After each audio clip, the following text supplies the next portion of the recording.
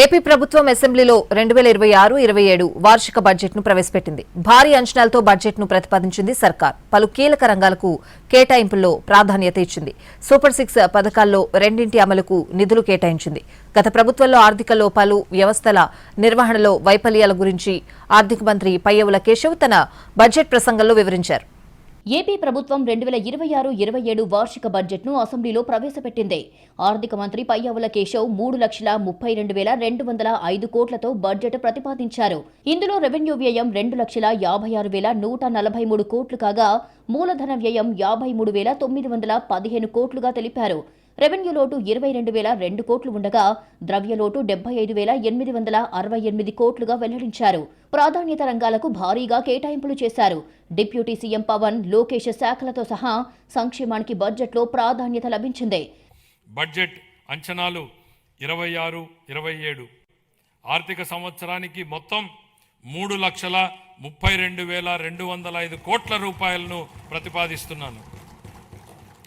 అందులో ఆదాయ వ్యయం 2,56,143 కోట్ల రూపాయలు, మూలధన వ్యయం 53,915 కోట్లగా అంచనా వేయబడింది.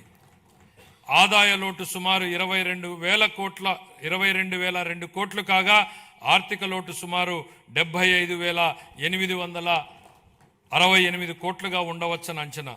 బడ్జెట్లో పోలవరానికి 6,105 కోట్లు కేటాయించింది ప్రభుత్వం.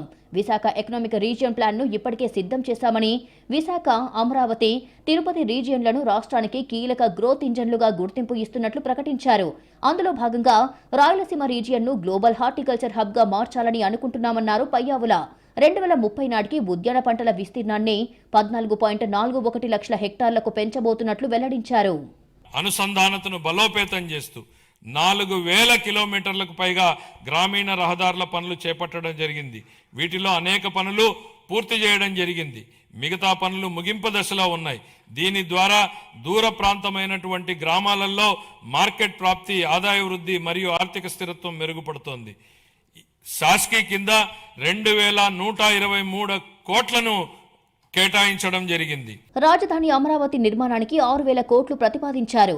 విద్యుత్ రంగానికి 13,934 కోట్లు, రోడ్లు, పోర్ట్, ఎయిర్పోర్ట్లకు 13,546 కోట్లు, పరిశ్రమలకు 3,161 కోట్లు, విబి జీరాంజీకి 8,365 కోట్లు, గృహ నిర్మాణ రంగానికి 5,451 కోట్లు, ఎన్టీఆర్ వైద్య సేవకు 4,000 కోట్లు కేటాయించింది ప్రభుత్వం.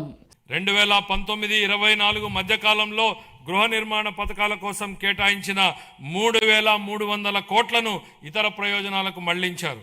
జూన్ 24 నుండి ఆ నిధులను గృహ నిర్మాణానికి వినియోగించి 3 లక్షల ఇళ్ల నిర్మాణాన్ని పూర్తి చేశాం. సుమారు 6 లక్షల లబ్ధిదారులపై ఆర్థిక భారం తగ్గించేందుకు ఎస్సీ, బీసీ వర్గాలకు అదనంగా 50,000, ఎస్టీలకు 75,000, పీవీ టీజీలకు ₹1,00,000 ఆర్థిక సహాయం అందిస్తున్నాం. సంపద సృష్టిలో భాగంగా ఏపీ వెల్త్ ఫండ్ ఏర్పాటును బడ్జెట్లో ప్రతిపాదించారు మంత్రి పయ్యావుల కేశవ్. 100 కోట్ల కార్పస్తో ఏపీ వెల్త్ ఫండ్ ఏర్పాటుకు ప్రభుత్వం నిర్ణయం తీసుకుంది. ఇందులో భాగస్వాములు కావాల్సిందిగా ప్రైవేటు ఇన్వెస్టర్లను ఆహ్వానిస్తున్నట్టు ప్రకటించింది. వివిధ ప్రాజెక్టుల్లో పెట్టుబడులు పెట్టడం ద్వారా రాష్ట్ర ఖజానాకు ఆదాయం చేకూర్చేలా కూటమి ప్రభుత్వం ప్లాన్ చేస్తోంది.